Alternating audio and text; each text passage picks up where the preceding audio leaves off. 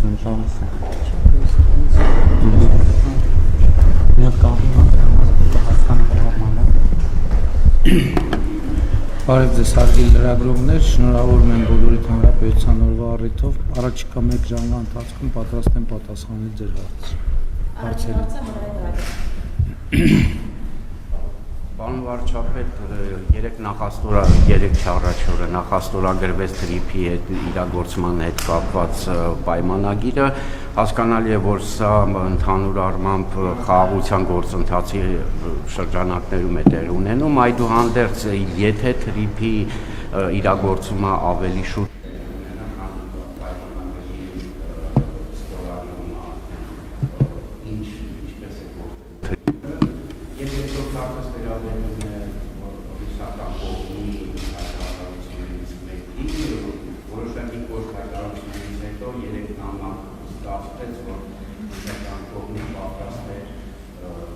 միակողմանի խզեր գազի վերաբերյալ պայմանագիրը այս դեպքում ինչպիսի քայլերի կրկնի Հայաստանը եւ ինչ այլընտրանքներ կան այս առումով Նախ թրիփ նախագիծը ուղիղ փոխկապակցվածություն խաղաղության համաձայնագրի ստորագրման եւ ավելացված նույնիսկ չունի, որտեղ արդեն ասացի, որ Այսինքն դուք ասացիք, որ առանձին համաձայնագիր է ստորագրվում եւ այդ համաձայնագիրը կիրականացվի։ Ինչ վերաբերում է ձեր երկրորդ հարցին, մեր ռազմավարությունը մնում է նույնը, մենք Ռուսաստանի գործընկերների հետ հանգիստ առանձնյարդի համբերատար կաշխատենք եւ բոլոր խնդիրները կլուծենք։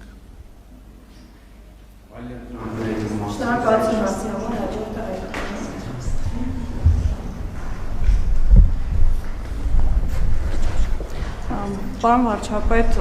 օրերս Ռոբերտ Քոչարյանը հայտարարեց, եթե իրենից հաղթանակը գողանան, ինքը պատրաստ է գնալ հեղափոխության, նաև տեսնում ենք, որ Սամվել Կարապետյանը ինքնահռչակ վարչապետի օրակարգ է ձևավորել, ճակերտավոր կառավարության նիստեր է անում, ամենատարբեր օրենքներ են ընդունում, նախ ինչպես հասկանալ այս քայլերը, ինչ հող են նախապատրաստում, հակակոռուպցիոնի ձայնագրություններից մեկում էլ հիշեցնեմ, ասվում է այն մասին, որ անգամ եթե Նիկոլ Փաշինյանը հաղթի, մենք գնալու ենք իրենց բառերով ասած պերևարոտի եւ հետո երկրորդ հարցս նրա մասին է, որ ավելի վաղ հայտարարել եք, որ մտավախություն ունեք օլիգարխ Սամվել Կարապետյանը մինչեւ տարվա վերջ դառնա բոմժ Օրերս Սամվել Կարապետյանը Factor TV լրագրողին ասաց, որ չի պատրաստվում պատասխանել նրա հարցերին, որովհետև կարծում է դուք նրա հետ փայ եք մտել, որովհետև ասում է ամեն անգամ ձեր հարցերին պատասխանելով վարչապետը ինձ դատի է տալիս եւ մեծ գումարներ կրում, ինչպես հասկանալ նաեւ այս հայտարարությունները, արդյոք կարող ենք ենթադրել, որ պարզունակ ստեր է ասում Սամվել Կարապետյանը եւ վախենում դատարանում դրա պատասխանատվությունը կրել։ Իդեպ ասեմ, որ եւս մի դատական հայց եմ ներկայացնելու հեղինակը կամ կուսակցություններ կամ ով եթե անձն է անձը, որովհետև երեկվա Արմենիա հեռուստաընկերության տված հարցազրույցից հետո նրանք հայտարարել են, որ ես հաստատել եմ, որ 300,000 ադրբեջանցի է վերադառնալու կամ գալու բնակեցնելու Հայաստան։ Ես այդ կապակցությամբ երրորդ հայցը կներկայացնեմ եւ կարծում եմ այս անգամ արդեն գործ ունենք հրապարակային հարցազրույցի հետ, առավել եւս ակնհայտ է, որ երրորդ ներողությունը պետք է խնդրի Սամվել Կարապետյանը, եթե նա արդեն սկսել է անհանգստանալ դատական հայցագնի վերաբերյալ, նշանակում է իր բանի հարստության չափերի մասին լուրերը խիստ չափազանցված են, ինչ վերաբերվում է պերևարոտին, Հայաստանը իր ապահ եւ ինստիտուցիոնալ համակարգը բավարար չափով կայացած է, որպեսզի բնում խեղդի ցանկացած հեղաշրջման փորձ Իսկ եթե Ռոբերտ Քոչարյանը այնքան է իր իրականության զգացումը կորցրել, որ մտածում է, որ ինքը Հայաստանի Հանրապետության ընտրություններում կարող է հաղթել, ես այդ դրա վերաբերյալ ճիշտ ասած անիմաստ եմ հայտարարում, անիմաստ եմ համարում որևէ մեկնաբանություն ասել, մնում է միայն կարեկցել այդ մարդուն։ Շնորհակալություն, հաջորդ հարցը։ Վարչապետ ԱՄՆ պետքարտուղար Մարկո Ռուբիոյի այցի եւ նաեւ ԱՄՆ նախագահ Դոնալդ Թրամփի այս վերջին հայտարարության ֆոնին ինչպես կգնահատեիք Հայաստան ԱՄՆ հարաբերությունների նոր փուլի մեկնարկի տեսանկյունից այդ այցը եւ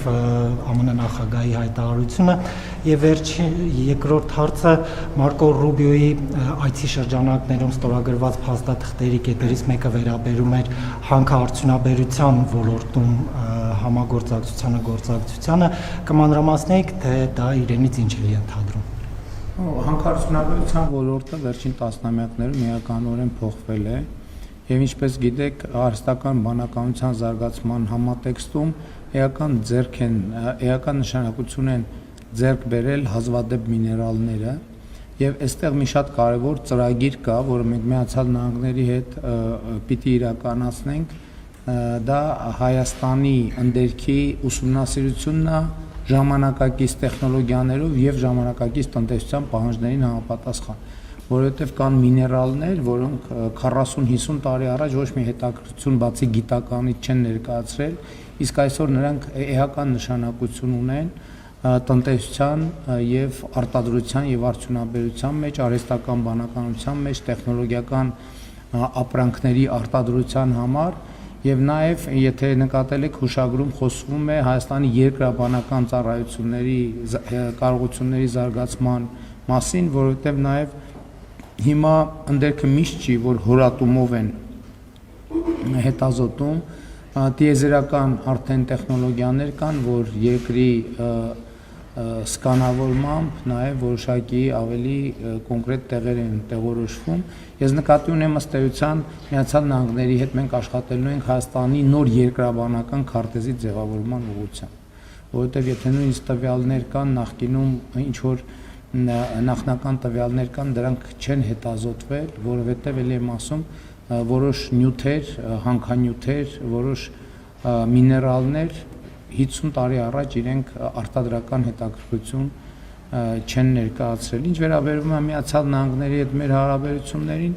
տեսնում եք ինչ է տեղի ունենում հրապարակային, բայց ես ուզում եմ նաև, քանի որ ենթադրում եմ նախորդ հարցերի եւ հետագա հարցերի հետ կապված, մեր ռազմավարությունը հետեւյալն է, ընդհանրապես մենք այսուհետև երբեք որևէ հարցում առանց այլընտրանքի չենք մնալու, երբեք եւ որևէ հարցում չի լինելու որևէ հարց, որ Հայաստանի Հանրապետությունը չունենա այլընտրանք եւ կարծում եմ այսօրվա զորահանդես հաշվետվությունն դրա վառ ապացույցներ, որովհետեւ ինչպես առիթ ունեցա ասելու 7 տարբեր երկրների արտադրություններ ցուցադրված, սա նշանակում է, որ մենք նաեւ դիվերսիֆիկացնում ենք մեր բոլոր հարաբերությունները եւ ել չեմ ասում էներգետիկ ոլորտում ես կառավարությունում մի քանի անգամ առիթ ունեցել եմ ասելու, որ Հայաստանը էներգետիկ անկախ երկիր լինելու հնարավորություն ունի, որովհետև այն արևային ռեսուրսները, որ ունի Հայաստանի Հանրապետությունը, դա մեզ անսահմանափակ հնարավորություն է տալիս։ Եվրամիության հետ մեր առաջիկա համագործակցության կարևոր ուղղություններից մեկը լինելու է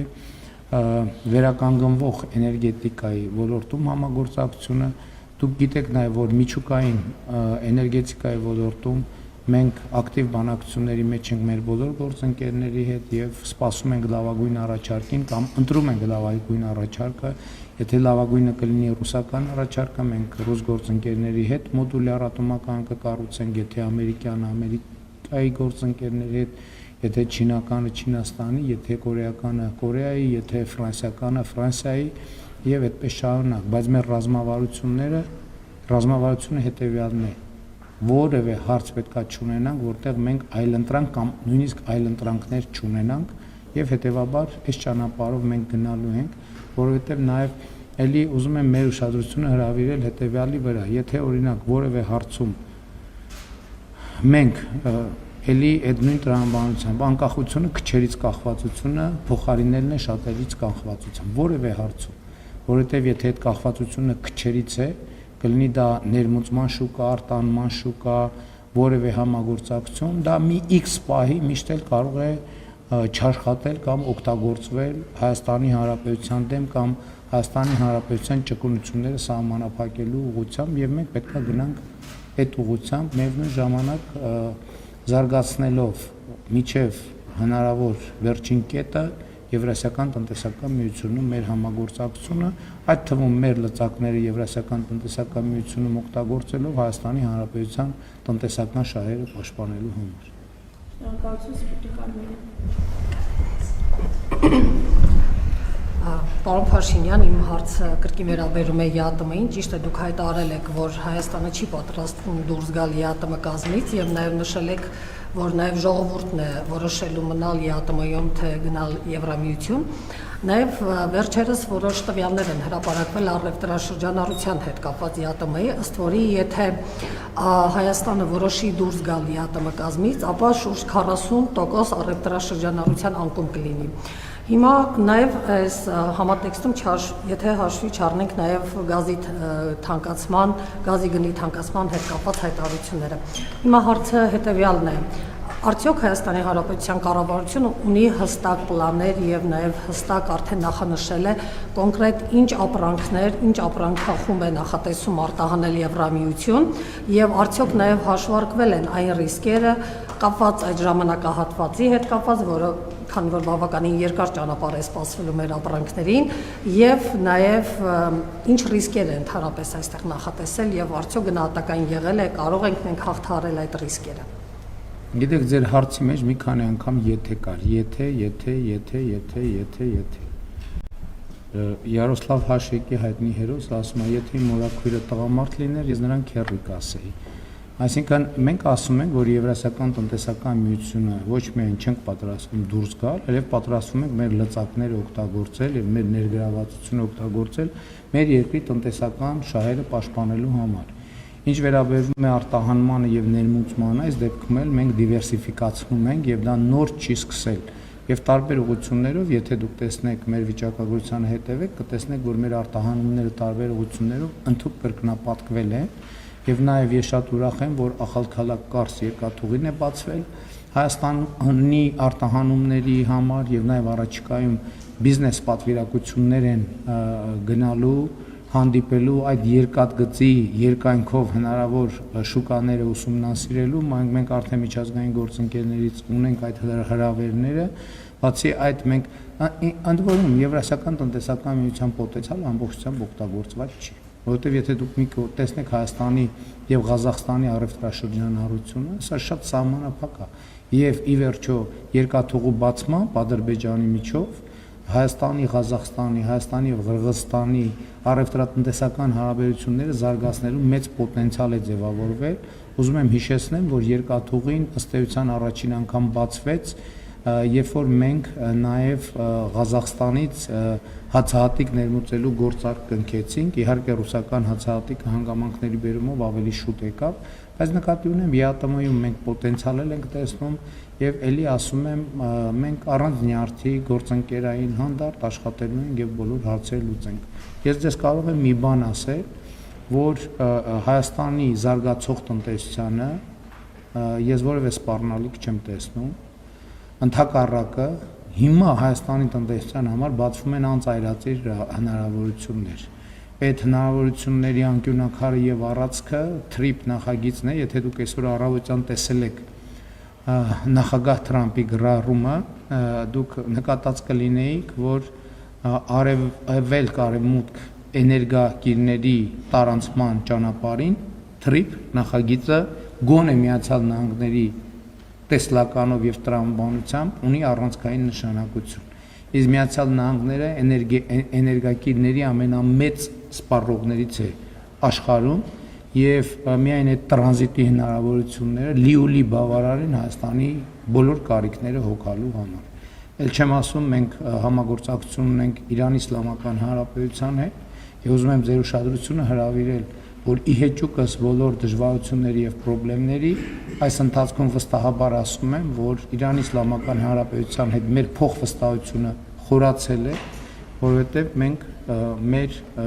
պայմանավորվածություններին եւ մեր պատկերացումներին համապատասխան ենք գործել, միևնույն ժամանակ կարողանալով ի վիճակի լինելով պահպանել վստահելի հարաբերություններ Միացյալ Նահանգների եւ Իրանի Իսլամական Հանրապետության հետ։ Դա տեղի ունենում մի բանի շնորհիվ։ Մենք խաղեր չենք խաղում մեր գործընկերների հետ եւ ուղիղ անկեղծ մեր դիրքորոշումներ ներկայացնում ենք եւ շնորհակալ ենք նաեւ նրանց, որ ըմբռնումով են վերաբերվում մեր առանձնահատկություններին եւ սոցիալ-հոգեբանական եւ մենթալիտետային առանձնահատկություններին եւ պատմական առանձնահատկություններին։ Շնորհակալություն։ Պարոն Փաշինյան, իսկապես զորահանդեսը տպավորիչ էր։ Մենք տեսանք 2022 թվականից հետո ձեռք բերված զինտեխնիկան։ Այս համատեքստում կարող ենք փաստել, որ եթե 2026 թվականի համապետական ընտրությունների արդյունքում, օրինակ, դուք չընտրվեք վարչապետ, ինչը ժողովրդավարական երկրին բնորոշ հատկություն է, օրինակ մենք այս զինտեխնիկայով կարող ենք ջախջախել Ադրբեջանին, եթե իհարկե Ալիևը որոշի հարձակվել, եւ այս զորահանդեսը կազմակերպվել էր մի իրողությունների պայմաններում, երբ մենք Բաքվում ունենք պատանդարված հայեր եւ այդ համատեքստում Ռուբեն Վարդանյանը հայտարարություն էր տարածել, եթե չեք լսել, մեջբերեմ, նա նշել էր, որ անբարո է վերընշվածի համատեքստում զորահանդես իրականացնելը եւ նաեւ ինչպես կմեկնաբանեք սա, նաեւ այն համատեքստում, որ մենք ունենք օկուպացված տարածքներ եւ դրանց վերաբերյալ համենայն դեպս մինչեւ այս պահը Բաքվից որևէ դրական արձագանք չկա եւ ինչպես դուք ձեր խոսքում քիչ առաջ հիշատակեցիք, Դոնալդ Թրամփը ձեզ իր ամբողջական աջակցությունն է հայտնել, եթե օրինակ Ռուսաստանը եւ Իրանը բացահայտ աջակցություն հայտնեին ընդդիմության որևէ ներկայացուցիչի, դուք սա չէիք դիտարկի որպես մեր ներքին կյանքին միջամտություն։ Մեր ընդդիմությունը առանց այն էլ գնահատում է ինչ ուզում է եւ ոնց ուզում է եւ ժողովրդավարության առանձնահատկություններից մեկը դա է։ Բաքվում անազատության մեջ պահող որևէ անձի հայտարարություն չեմ մեկնաբանի, որովհետեւ պարզ չեն թե նրանք ինչ պայմաններում, ինչ պայմանով եւ ինչ հանգամանքներում են անում հայտարարություններ, մանավանդ որ մենք ամենօրյա աշխատանք ենք տանում անազատության մեջ գտնվող մեր հայրենակիցների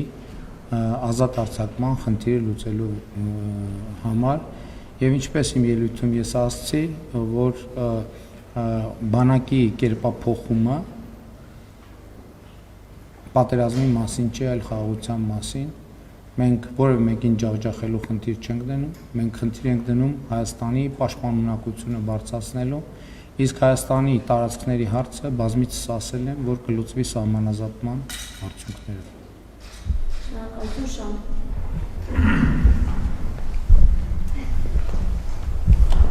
Դարձյալ զորահանդեսի մասին, պարոն վարչապետ, այսօր հրապարակում խոսեցիք բանակի կերպափոխումից, զինտեխնիկայի մատակարարումից, դիվերսիֆիկացիայից, հայկական ռազմավարության զարգացումից, նույնիսկ միջազգային շուկա դուրս գալու առաջին քայլերից, այս ամենի ֆոնին առաջիկա 5-ից 10 տարիների ինչպիսի Հայաստան եք պատկերացնում բանակի անվտանգության եւ տեխնոլոգիական կարողությունների տեսանկյունից եւ կարող է հայկական ռազմավարությունը դառնալ ոչ միայն պաշտպանության, այլև երկրի տնտեսության ու պետական ազդեցության շարժիչ ուղղություններից մեկը։ Շնորհակալություն։ Դա հիմա տեղի ունենում, բայց ես էլի ուզում եմ ձեր ուշադրությունը հրավիրել, որ այդ համատեքստից ոչ միայն կտրված չէ, այլև շատ էական նշանակություն ունի գիտության ֆինանսավորման շուրջ 2.7-2.8 անգամ ֆինանսավորման ավելացումը 2017 թվականի համեմատությամբ 2021-ից ընդ որում եւ մենք գիտության ոլորտում 100-ից 300% աշխատավարձերի բարձրացում ենք իրականացրել գիտության ոլորտը գրավիչ է երիտասարդ գիտնականների համար եւ հայկական արտադրության նմուշները, որ դուք տեսնում եք, իհարկե տեսական եւ պրակտիկ մակարդակում շատ էական է այդտեղ հայաստանցի գիտնականների ներդրումը, ովքեր այդ տեխնոլոգիաները մշակում են, իհարկե նաեւ մասնավոր ներդրողների եւ մենք չենք խոսել դրա մասին։ Գիտեք, ես գործարանների բացումների եմ գնացել, մի քանի այցեր եմ ունեցել գործարաններ, բայց մենք մեր ռազմավարությունաբերական այդ այցերից ոչ մեկը չի լուսաբանվել, որովհետեւ մեր խնդիրը եղել է ստեղծել պայմաններ, որպեսզի համակարգը կայանա, համակարգը կայանում է եւ այսօր ամենամեծ ուրախությունն է, ինչի մասին մենք չենք կարող բաց խոսել, զարգացած երկրները պայմանագիր են կնքում,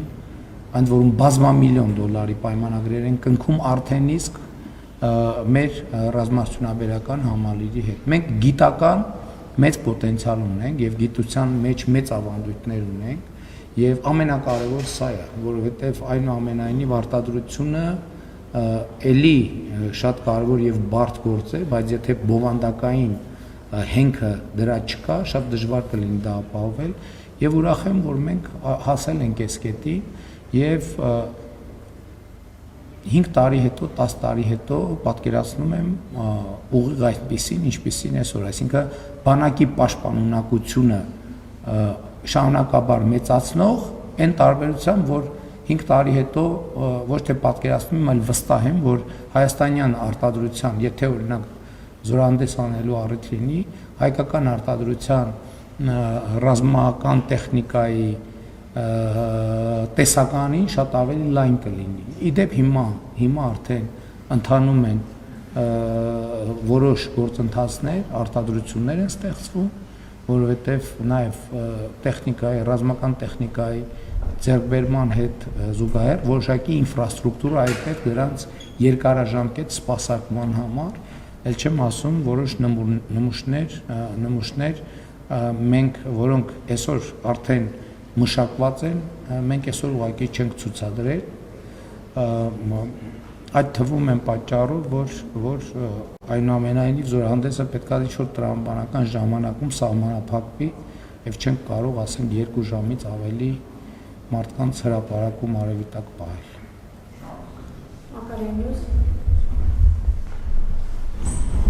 Քանի որ Սամվել Կարապետյանը արդեն հայտարարել է, որ հաջորդ կառավարության նիստը հունիսի 7-ից հետո ինքն է վարելու, հնարավոր է ձևաչափով մենք վերջին անգամ ենք հանդիպում, ով իմանա, դեմար 2 հարցավել տամ։ Նախ չասացիք, ի վերջո Թրամփի, դրանից առաջ Մակրոնի բացահայտ աջակցությունը ձեզ արդյոք մեր ներքին գործերի միջամտություն չէ, եւ եթե նույնը ընդդիմության մասով լիներ, գործընկերս էլ հարցրեց, դուք ինչ գնահատական կտայիք։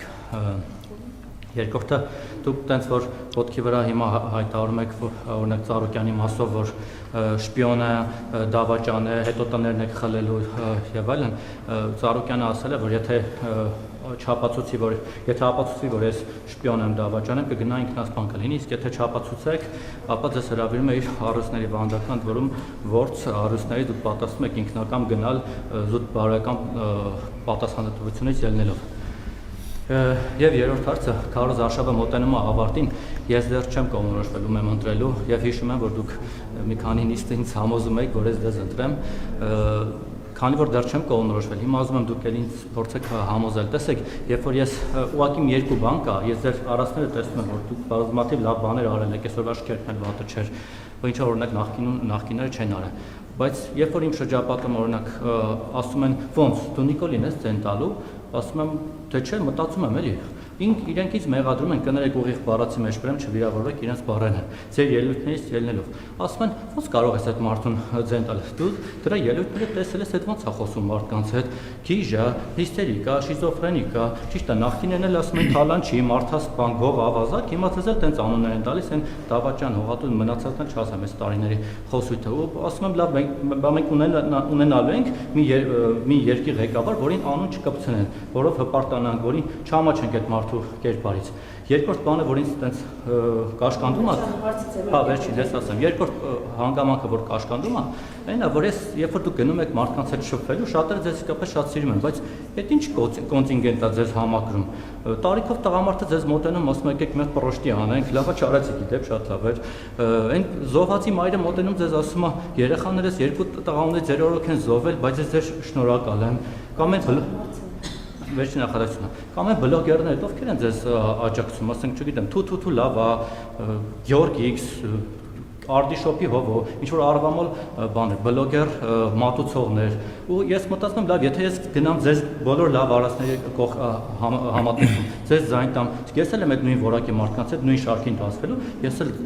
ձեզ ձայն տվող համարվեմ, իրենք էլ մի քիչ վատ եմ զգում էլի դրանից, ասենք, հիմա այսքանից հետո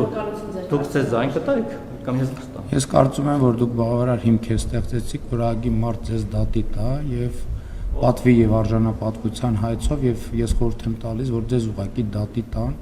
որպեսզի դուք դեր լեզվի չափը իմանաք, որովհետեւ այդ մարդիկ, որոնց մասին խոսում եք,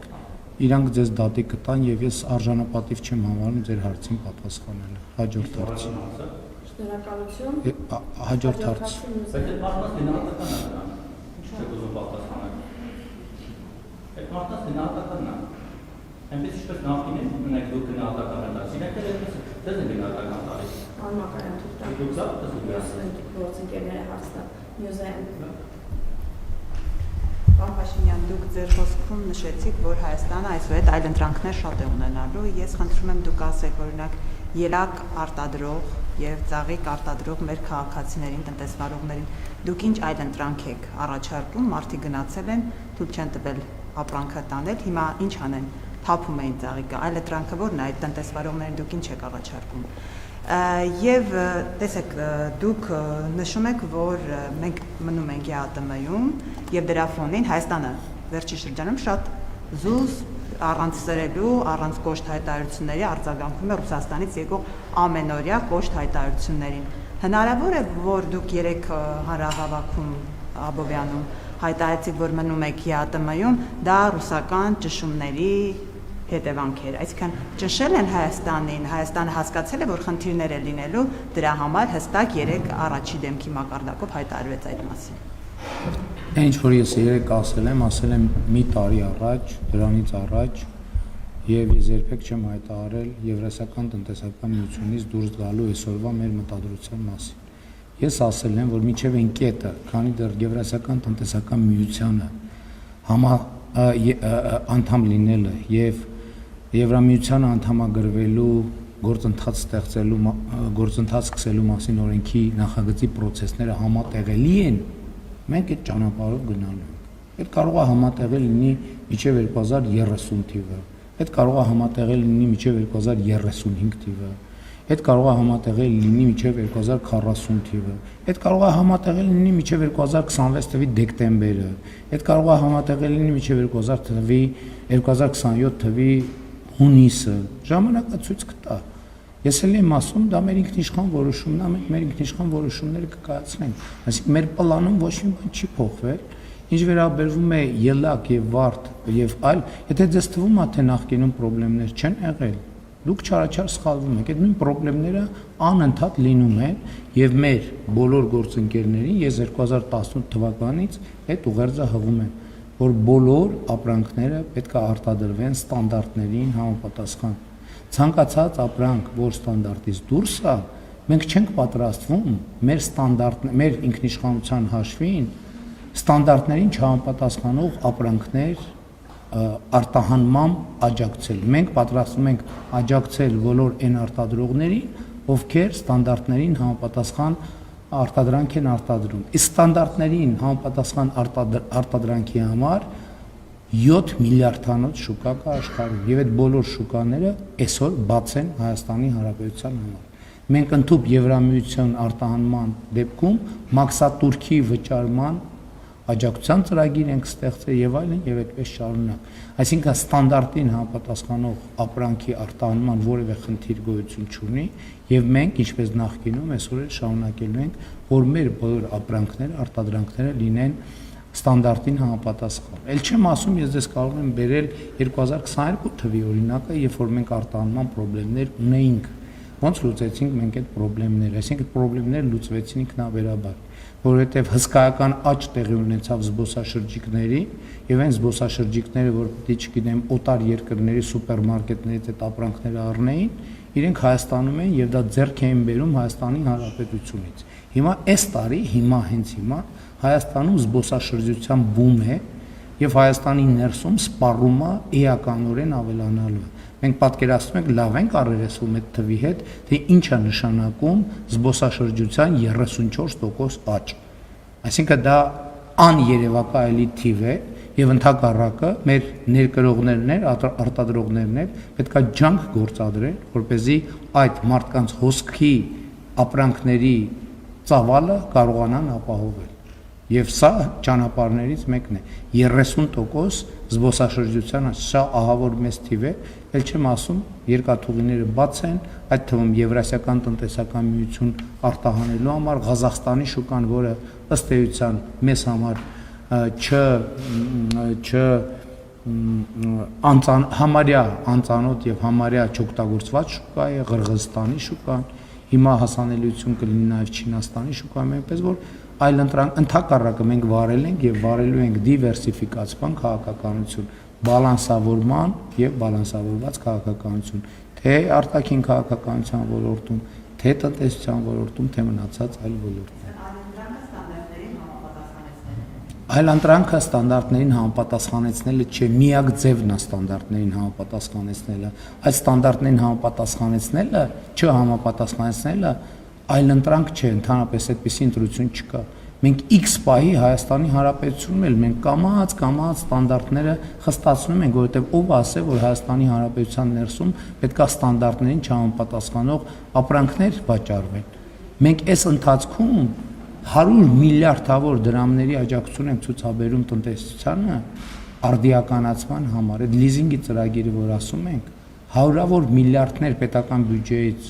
գումարներ ենք դնում, որ արտադրությունները համապատասխանեն ստանդարտին։ Այսօր Հայաստանում չկա մի գործարան, որ դուք մտնեք եւ պետական բյուջեի ֆինանսավորմամբ իրանք նորագույն տեխնիկա, հոսքագծեր ձեռք բերած չլինեն։ Շնորհակալություն, Եվրոմեդիա 24։ Պարոն Փաշինյան, դուք դիտարկում եք եւ տրամադրված եք այն սցենարին, պարտության սցենարին։ Աշխարհում բոլոր չեմպիոնները մի օր պարտվում են։ Ինչպես եք պատկերացնում ձեր հունիսի 8-ի առավոտը առանց թիկնազորի, ոստիկանական ռեսուրսի եւ ձեր այն ռեսուրսները, որ ապահովում են ձեր անվտանգությունը եւ ինքնիշխանությունը։ Եվ երկրորդ հարցը, Մարկո Ռուբիոյի այցը Հայաստան, որը տևեց 40 րոպե, նախորդ պլանավորված էր, թե վերջին զարգացումներով էր պայմանավորված։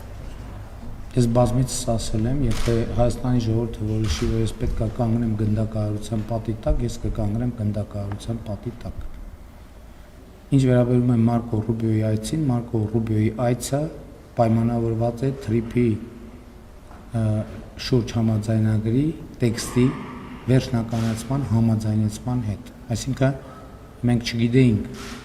համաձայնագրի տեքստը որն է համաձայնեցվելու։ Երբ որ համաձայնեցվել է, անհրաժեշտություն է առաջացել այդ համաձայնեցումը արձանագրել պաշտոնապես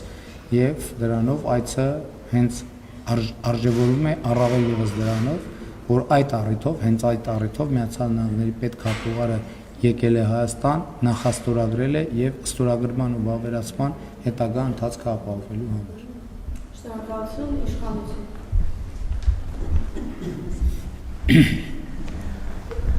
Պարոն Փաշինյան, քարոզարշավի շրջանակում մի զազրելի խոսույթ է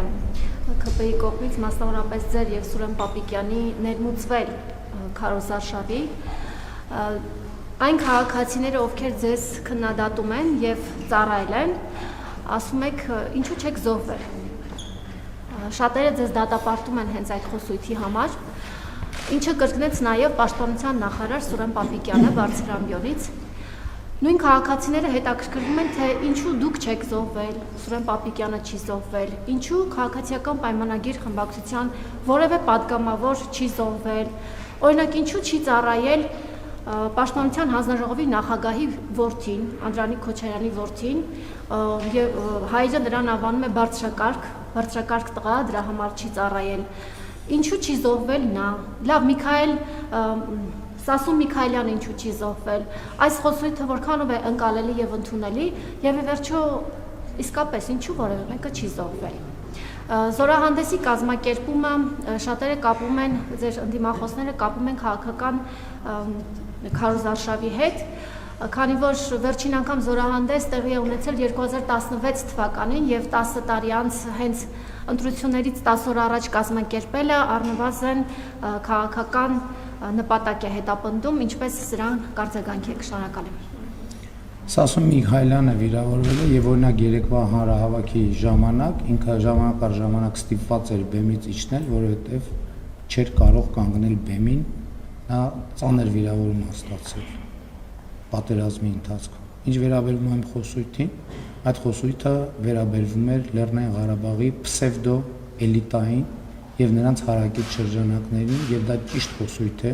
որովհետեւ նրանք քիչ չի փախել են, բառիզբուն իմաստով փախել են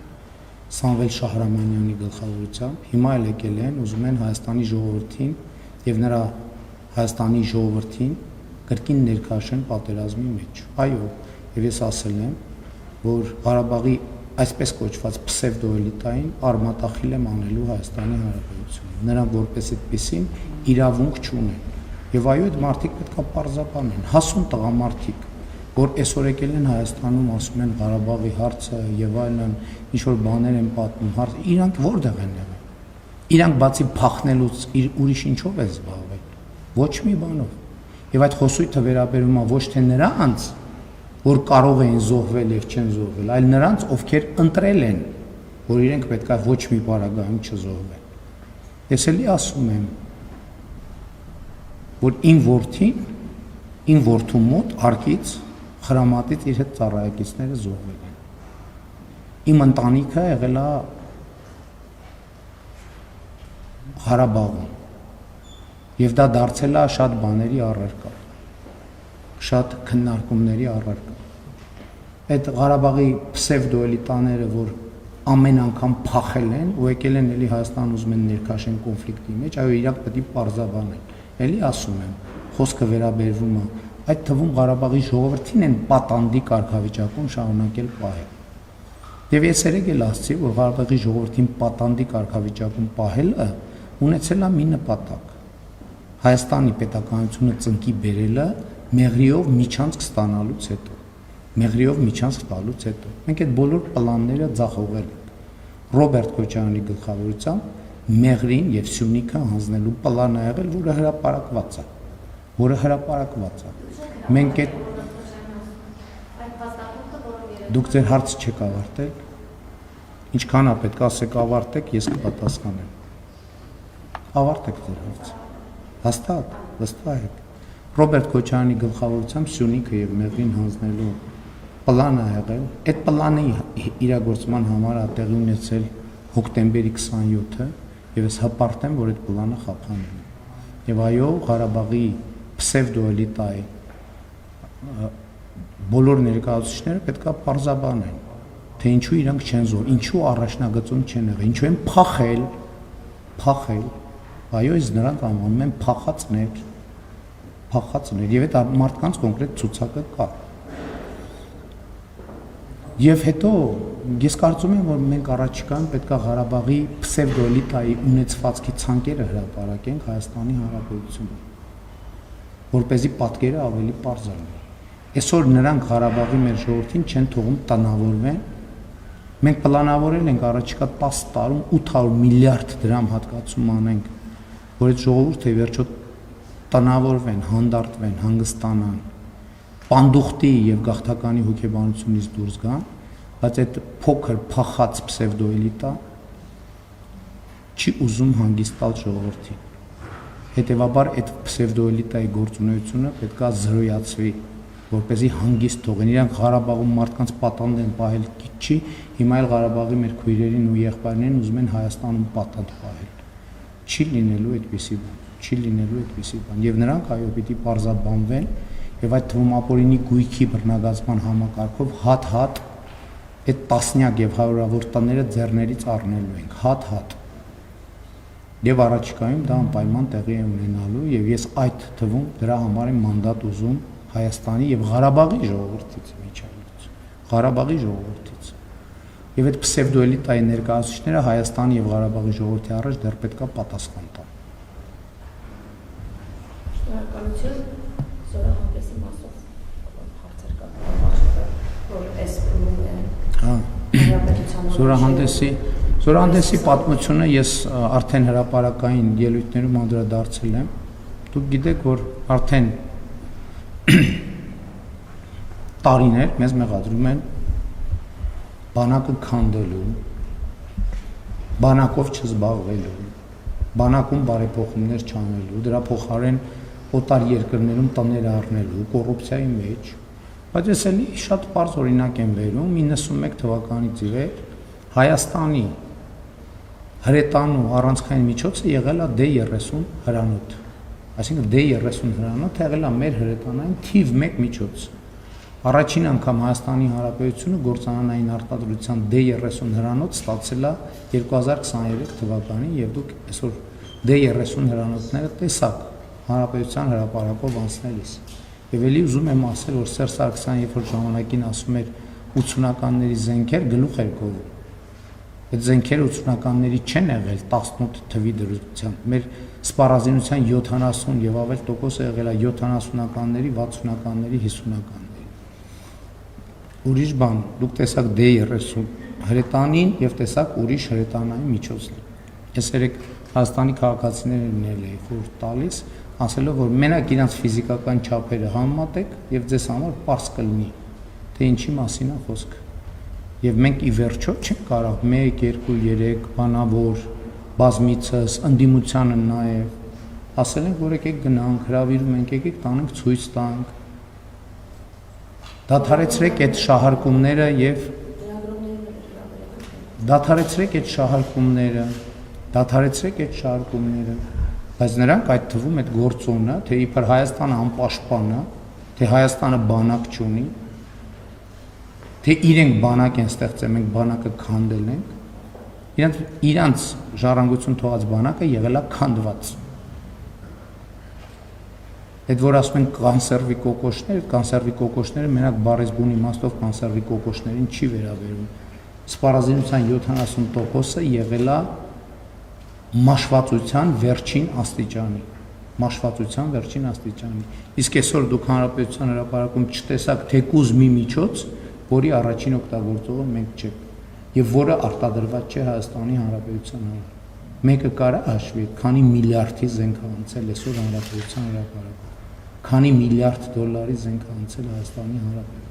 Հանրապետության հրապարակում։ Իհարկե չեն հաշվի եւ չեն էլ կարող հաշվել։ Սա մեր պատասխանն է բոլոր նրանց, ովքեր ասում են պետական պարտքը ավելացրել ենք։ Ընդ որում շատ արտադրողներ կան, որոնք նաև վաճառքի պայման են համարում, որ իրենց ապրանքային վարկի փաթեթով ձեռք բերվեն այդ ապրանքները, որովհետև դա փաթեթային ծառայություն է։ Մարդիկ ասում են, որ մենք առաջարկում ենք այս փաթեթ եւ այս փաթեթ։ Դու չես կարող, դա սուպերմարկետ չի, որ գնաց քարտը բան անես, ասես ես վերցնում եմ, որովհետև մարդիկ ունեն իրենց տնտեսական մեխանիզմները, իրենց շահերը, իրանք ասում են, այս մեխանիզմով եթե ուզում եք վերցրեք, որովհետև այն մյուս մեխանիզմով գները ուրիշ են կամ եւ այլն, այսինքն այդտեղ հազար ու մի բարդություն եւ հազար ու մի շերտ կա, որի մասին մենք չենք կարող խոսել եւ պետք էլ չի որ խոսենք։ Այդ ով էր տարիներով ասում, որ մենք պետական պարտքը բան ենք արել, կրկնապատկել ենք կամ չգիտենք ինչ։ Ահա, խնդրեմ, մենք ձեզ ցույց ենք տալիս պետական պարտքը։ Ու էլի ասում եմ, պետական պարտքի ձևավորման պատճառը ոչ թե այնա, որ շատ դեպքերում մենք փող չենք ունեցել, այլ դա եղել է փաթեթ։ Մեզ առաջարկվել է զուգահեռ ֆինանսական ծառայության սխեմայով, ասինքն ասվել է, որ վարկ վերցրեք եւ առեք, որովհետեւ իրենք ունեն իրենց ռազմարտությունաբերական համալիրների ֆինանսավորման առանձնահատուկ սխեմաներ։ Հակառակ դեպքում գները էականորեն փոխվում են։ Եվ ամբողջ այն ինչ որ խոսվում է պետական պարտքի մասին, երկրորդը հյուսիս-հարավ ամբողջ ճանապարհը կառուցվում է այսինքն դա ի սկզբանե առաջին օրից երբ որ պլանավորված ա եղել, դա պլանավորված ա եղել, որ դա վարկային միջոցներով պետք է արվի։ Եվ դա Հայաստանի իրավական դե յուրե պարտավորությունն է, որ պետք է վարկային միջոցներով արվի։ Այսօր նախ հյուսիս-հարավի մի կտորը կառուցվել է, եւ այսօր Ագարակ քաջարանն է կառուցվում, հիմա շարունակությունը կլինի, հիմա Բարգուշատի թունելը կլինի, հիմա Սիսյան քաջարանը կլինի։ Այսօր Հայաստանում ամենաերկար Հայաստանի պատմության եւ հայ ժողովրդի պատմության մեջ ամենաերկար կամուրջն է կառուցվում։ Բայց մարդիկ որ ասում են Մեղրին տալու են, Սյունիքը տալու են, Սյունիք տվող Քոչարյան եկել էր մեզ մեղադրում էր Սյունիք, մի հատ էլ ասում է որ իմ հաղթանակը ձեռից եթե ինչ անեն, խլեն։ Եթե խլելու բան կա, մենակ քո բանտը ձեռից կարան խլեն, դա կարծում եմ այս անգամ չի ստացվի։ Այն մյուսները, որ ասում եք բանը, Ծառուկյանը ասում ապացուցի, որ շպիոն է։ Բայց շպիոնին օտարերկրյա հատուկ ծառայության ցուցումով է ինքը Անդրանիկ Թևանյանին ներառել իր ցուցակ։ Ինքը գործակալ է։ Այդ ժարգոնն էլ ասում եմ, որ մի հատ խելքդ գլուխդ հավաքի։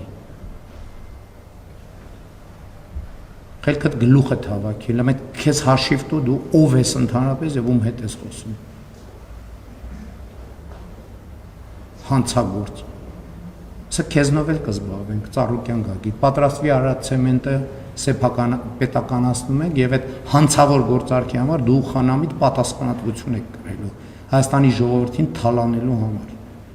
եւ պատրաստվի, որ դղյա կտել դառնալու է ծերերի խնամքի կենտրոն մինչեւ 2031 թիվ։ Ես Հայաստանի ընտրողների առաջ դա խոստանում եմ։ Առյուծը չգիտեմ, բայց դու պատրաստվի, որ վանդակում ես ապրելու առաջիկա տասնամյակներում։ Հետդ էլ որց կլինի անպայման, խոստանում եմ։ Հաջորդ հարցը։ Շնորհակալություն, պարոն վարչապետ, ես կրկին ուզում եմ Հայաստան-Ռուսաստան հարաբերություններից ես հարցնել, երեք այդ պաշտոնական ծանուցումը հայտարարությունը, որ հնչեց Մոսկվայից գազային պայմանագրի վերաբերյալ, ասվեց, որ նամակը ուղարկվել է, ես ուզում եմ դուք մանրամասնեք արդյոք Հայաստանին ծանուցվել է, որ 2013-ի գազային պայմանագրի պայմանները վերանայվելու եւ գազը օրինակ թանկանալու է, ինչի մասին իրենք ակնարկում են, եթե ոչ, ապա ինչի մասին է նամակի բովանդակությունը։ Այս սցենարի դեպքում Հայաստանը պատրաստ է ֆինանսապես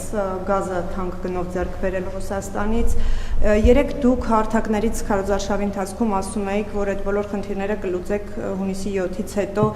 Սա արդյոք նշանակում է, որ դուք ուղիղ կապ եք տեսնում ընտրական process-ի եւ Ռուսաստանից հնչող այս հայտարարությունների միջև, եթե այո, ապա ինչի համար եւ ինչ նպատակով են այդ հայտարարությունները հնչում եւ որ վստահություն ունեք, որ խնդիրները կլուծվեն, խնդրեի նաեւ դա մանրամասնեիք, ինչպես եք համոզված, որ կլուծեն։ Ես Ռուսաստանի նախագահի եւ Ռուսաստանի կառավարության ղեկավարի հետ ունեմ վստահելի հարաբերություններ եւ առաջին անգամ չէ, որ հարցեր են ծագում, որոնք բարձրաբանման կարիք ունեն եւ նաեւ Ռուսաստան Կրեմլը պաշտոնապես հանդես է եկել մեկնաբանությամբ, որ հարցեր կան, որոնք պետք է բարձրաբանվեն, այո, այդ հարցերը կբարձրաբանվեն։ Ես հասկանում, ես նախկինում էլ ասել եմ, որ Հայաստան-Ռուսաստան հարաբերությունները տրանսֆորմացիայի փուլում են։ Եվ ես դա տրական տրանսֆորմացիա եմ համարում եւ երեկվա հանրահավաքներում, հանդիպումներում ես նաեւ դրան եմ արձագանքել, ասելով, որ Հայաստանը այլևս այն երկիր չի, որ պլեջի կամ ծիպուլի հույսին է եւ երբ որ հանկարծ լուր տարածվի, որ կարտոշկի գինը 5 դրամով բան անում, բարձրանում է ժողովրդի ճնշումը բարձրանում։ Հայաստանի Հանրապետությունը այլևս հազարների եւ տասնյակ հազարների երկիր չի, Հայաստանի Հանրապետությունը միլիարդների եւ տրիլիոնների երկիր է։ Ինչ վերաբերվում է 2013 թվականի պայմանագրին մնացած հարցերին, այս ընթացքում շատ process-ներ են եղել, մարդիկ տեղակել չեն եղել։ Եվ մենք, այսինքն նմանատիպ process-ներ այս ընթացքում մի քանի անգամ եղել են։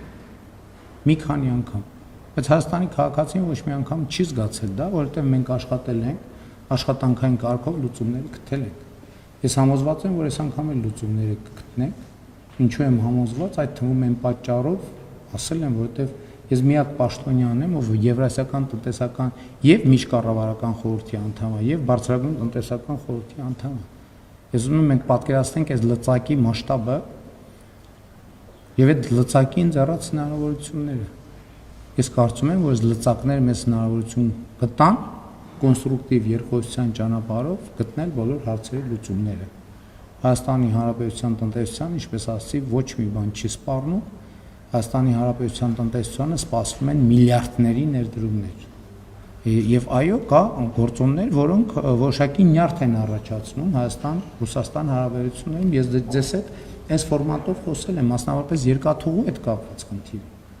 որովհետև մենք պիտի այս պատմական շանսը օգտագործենք։ Ես դրա մասին խոսել եմ, ես համոզված եմ, բովանդակությունը հիշում եք ինչի մասին էր խոսքը, մենք այդ օրակարգից չենք պատրաստվում հրաժարվել, որովհետև մեր սեփական երկաթուղին մենք չենք կարող թողել, որ ինքը կներեք մնա մետաղի ջարդոնի կարգավիճակով։ Ինքը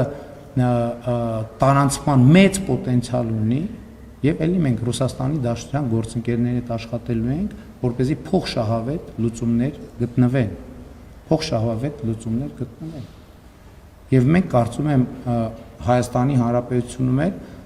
այնպես չի, որ էլի ես խոսում եմ, որ մենք մեր հարաբերությունները դիվերսիֆիկացնելու ենք եւ մենք Հայաստանում Ռուսաստանի շահերին չենք դիպչում։ Եվ ես պատմել եմ բրիֆինգում, էլի, որ բարձրագույն մակարդակով ես հարց տվել եմ, ասել եմ տվեք ցույց տվեք կոնկրետ օրինակը, թե որտեղ մենք ձեր շահերին վնասել եւ պատասխան չի ընչել։ Հետևաբար կարող են լինել էմոցիոնալ, երբեմն սադրանքների տրված հայտարարություններ, բայց մենք ներվի մեջ չենք մտնելու, մենք ասել ենք, որ Ռուսաստանի հետ լեզվակռվի բանավեճի մեջ չենք մտնելու եւ ընդհակառակը աշխատանքային կարգով բոլոր այդ թվում ամենապրոբլեմատիկ հարցերը քննարկելու ենք, բայց մենք չենք պատրաստվում նաեւ հրաժարվել մեր ռազմավարությունից Հայաստանը այլևս չի մտնելու մի վիճակի մեջ, որ այլընտրանք չունի, չի լինելու այդպիսի վիճակ այլևս երբեք, որևէ հարցում, կլինի տնտեսական, կլինի քաղաքական, կլինի անվտանգային, կլինի արտահանման, կլինի ներմուծման։ Եվ մենք գնալու ենք այդ ճանապարհով։ Եվ այն, որ մեր գործընկերների ուշադրությունն եմ հրավիրում են փաստի վրա, որ երբ որ հայտարարություններ են հնչում, որոնք իրենց խորքում սպառնալիք են պարունակում, տնտեսական կամ որևէ այլ, այդպիսի հայտարարությունները եւս մի փաստարկ են, որ X պահի պետքա որոշումներ կայացնել եւ բալանսի բերել բոլոր հարաբերությունները, այդ թվում եւ տնտեսական։ Նամակի մասին ասեցի, այդպիսի նամակներ մենք այդպիսի նամակներ մեզ համար նորություն չէ։ Վերջին 8 տարում մենք այդպիսի նամակներ մի քանի անգամ ստացել ենք եւ այդ նամակների շուրջ աշխատանքի մեր փորձը, ձևաչափերը եւ բանաձևերը ունենք եւ նախկինում այդ փորձը ցույց է տվել իր արդյունավետությունը։ Մենք այդ նամակներից մի անգամ չենք ստացել, մենք այդ նամակներից ստացել ենք մի քանի անգամ, վերջին 8 տարում մի քանի անգամ։ Ես գոնե 3-4 նման դեպք հիշում եմ։ Պարոն Փաշինյան, մոտ 1 շաբաթ առաջ միջադեպ տեղի ունեցավ ձեր եւ Արթուր Օսիպյանի միջեւ։ Հիմա նա միանգամից 3 հոդվածներով մեղադրվում է եւ երկամսյա տնային կալանքի տակ է, բայց պարոն Փաշինյան, ձեր ուղիղ եթերում չկան ինչ որ վիրավորական արտահայտություններ, խուլիգանական դրսևորումներ Արթուր Օսիպյանի կողմից, ընդհակառակը նա էր փորձում հանդարտեցնել իրավիճակը եւ ձեզ էր հորդորում հանգիստ խոսել եւ ձեր ուղիղ եթերից դուրս արդեն լրատվականների կադրերով մենք տեսնում ենք, թե ինչպես են ՊՊԾ աշխատակիցները Արթուր Օսիպյանին հեռացնում այդ տարածքից։ Խնդրում եմ ասեք, ինչը ձեզ հունից հանեց եւ նա պնդում է, նրան ճանաչողները պնդում են, որ նա չունի որևէ կապ չի ունեցել իշխանության հետ, էլիտայի հետ որևէ կապ չունի եւ դուք նրան փախած անվանեցիք։ Հիմա նա երևի տեղյակ եք, որ հացադուլի մեջ է եւ ասել է, որ հացադուլը կդադարեցնի այն դեպքում, երբ որ դուք ներողություն խնդրեք իրենից, իրեն փախած անվանելու համար եւ նրան ճանաչողները նաեւ նշում են, որ նա սկզբունքային է եւ եթե չդադարեցնի, դա կարող է անդառնալի հետևանքներ ունենալ։ Ուզում եմ հարցնել, արդյոք պատրաստվում եք ներողություն խնդրել Արթուր Օսիպյանից եւ եթե ոչ, ապա չեք կարծում, որ նրա հետ եթե ինչ-որ մի բան պատահի, դուք մեղքի զգացում կունենաք այդ ժամանակ, թե ոչ։ Շնորհակալ եմ։ Ինձ համար Սամվել Շահրամանյանն ու Արթուր Օսիպյանը նույն կատեգորիայի մարդիկ են։ Որտեղ է Արթուր Օսիպյանը կռվել, որ մի հատ էլ եկել է Ղարաբաղի հարցը առաջ տան։ Որտեղ է կռվել։ Որտեղ ա եղել ինքը ընդհանրապես պատերազմի ժամանակ։ Նա պետք է ներողություն խնդրի եւ իր նման պսևդոէլիտայի ներկայացուցիչները, գիտեք, մենք չգիտենք իր եւ Ղարաբաղի իշխանության կապերի մասին։ Այսինքն ձեզ թվում է, որ մենք տենց բան, հա, միամիտ ենք։ Ինքը եւ պսևդոէլիտայի մյուս ներկայացուցիչները պետք է ներողություն խնդրեն մեր նահատակների ընտանիքներից, որ ուզում են շարունակել այդ process-ը եւ Հայաստանը վերադարձնել կոնֆլիկտի խորխորատի մեջ, որտեղ է կռվել ինքը, որտեղ է եղել ինքը եւ իր նմանները։ Այո, ինքը եւ իր նմանները, ել եմ ասում, խոսքս վերաբերում է Ղարաբաղի պսևդոէլիտային։ Նրանք փախածներն են, որոնք պատանդ են պահում մի հատ Ղարաբաղում, Ղարաբաղի ժողովրդին, հիմա էլ Հայաստանում են պատանդ պահում Ղարաբաղի ժողովրդին։ Իրանք էլ չեն դիմում Հայաստանի քաղաքացիություն ստանալու համար եւ ուրիշներին հորդորում են, որ չդիմեն Հայաստանի քաղաքացիություն ստանալու համար։ Շնորհակալություն, հաջորդ հարցը օրագիր։ Պատասխանեցի ես ձեր հարցին, բավարարվեք իմ տված պատասխանը։ Շնորհակալություն, օրագիր։ Պարոն Փաշինյան, դուք եւ ձեր թիմակիցները ընդդիմադիր ուժերին մեղադրում եք կաշառք բաժանելու մեջ, պնդում, որ կաշառք բաժանողները պետք է խստագույնս պատժվեն, բայց հիշեցնեմ 2017 թվականի Երևանի ավականընտրությունների ժամանակ Դուք քաղաքացիներին խոստանում եք, եթե որ այն քաղաքացիները, որոնք կաշառք չեն վերցնի եւ ելք դաշինքի օգտին կքվեարկեն, ձեր հաղթանակի դեպքում Երևան քաղաքի բյուջեից 15,000 դրամ կստանան եւ պնդում եք, որ բյուջեն քաղաքացիների սեփականությունն է եւ նման հատկացումներ կարող են լինել։ Շատերը պնդում են, ինչ է ստացվում, որ ընդդիմադիր Նիկոլ Փաշինյանին կարելի է կաշառք բաժանել բյուջեից, իսկ վարչապետ Փաշինյանի հակառակորդներին ոչ, եւ եթե պնդեք, որ ձեր խոստացածը կաշառք չէր, կխնդրեմ պատասխանեք, ինչպես կարձագանքեք, եթե հիմա ընտրապայքարի դուրս եկած ուժերը մարդկանց խոստանան, եթե իրենց օգտին քվեարկեն, պետական բյուջեից գումար կստանան։ Դրանից հետո նրանք քանի ժամ ազատության մեջ կմնան եւ մյուս հարցս ճեպազրույցներից մեկում դուք նշեցիք, որ 44 օրյա պատերազմի մասին չկա մի բան, որ ժողովրդին հայտնի չէ։ Այնուամենայնիվ պատերազմից 5.5 տարի անցել եւ մեր բոլոր զոհերի անուն ազգանունները դեռ չեն հրապարակվել, ինչը մանիպուլյացիաների դաշտ է բացում եւ տարբեր շրջանակներ տարբեր թվեր են նշում 5000 զոհ, 4000 զոհ, մի առիթով էլ դուք պլյուս մինուսով մի թիվ նշեցիք եւ քննադատվեցիք եւ այսպես շարունակ։ Վերջին շրջանում ձեր թիմակիցները նշում են, որ զոհերի անունները հրապարակվել են Զինապահ հիմնադրամի կայքում, սակայն այսօր առավոտյան ես եւս մեկ անգամ այդ կայքը ուսումնասիրեցի եւ այնտեղ գտա 3251 զոհվածի անուն, ու եթե հաշվի առնենք ՔԿ-ի նշած 3833 թիվը, ապա այդ դեպքում էլ 582 զոհվածի անուն ազգանուն այդ կայքում դեռևս հրապարակված չէ։ Բայց հանրությունը, ժողովուրդը իրավունք ունի իմանալ իր զոհերի անուն ազգանունները։ Ի վերջո երբեք մեր բոլոր զոհերի անուն ազգանունները հրապարակելու եւ վերջ տակ այս շահարկումները։ Շնորհակալություն։ Ձեր առաջի հարցի վերաբերյալ մենք հենվում ենք իրավապահ մարմինների, այսինքն լիազորություն ունեցող մարմինների գնահատականի վրա։ Եվ ձեր նշած ժամանակահատվածում էլ իրավապահ համակարգը ազատ էր գնահատական տալու։ Այդ իմ հայտարարությանը իրավական գնահատական չի տրվել, հետեւաբար սրանով որևէ մեկնաբանություն անելու առիթը սպառված է։ Ինչ վերաբերվում է մեր նահատակների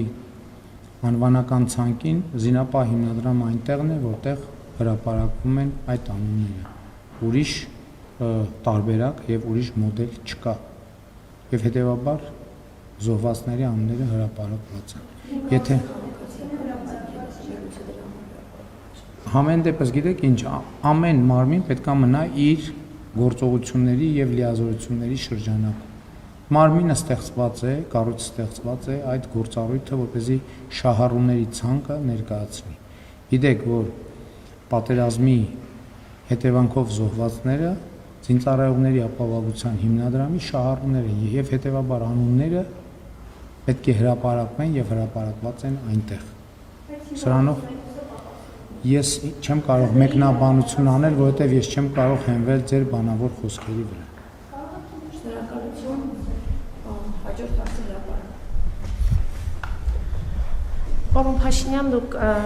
ասում եք, որ Ծառուկյանի Սարի գլխի տունը դարձնելու եք ծերերի խնամքի կենտրոն,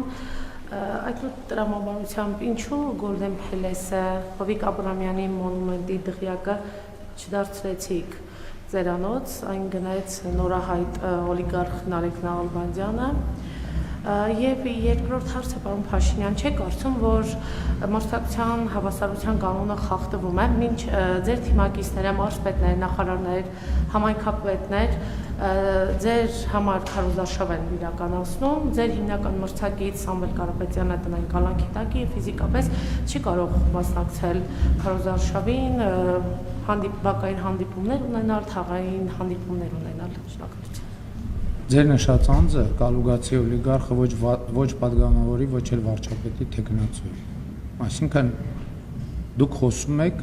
գործող անցնող ամբաստանյալի մասին։ Այդ մարդը ոչ վարչապետի թեկնածու է, ոչ էլ պատգամավորի թեկնածու է, ոչ էլ կարող է լինել այդպեսին։ Ինչ վերաբերվում է մարզպետներին, համայնքների ղեկավարներին, նրանք քարոզության մեջ ներգրաված են Հայաստանի Հանրապետության օրենսդրությամբ սահմանված կարգով։ Ինչ վերաբերվում է ապօրինի գույքի պոտենցիալ մնացած դեպքերին, որոնց մասին դուք խոսում եք, այդ ամեն ինչով վարույթներ են հարուցված եւ այդ վարույթները քննվում են եւ հետաքննվում են։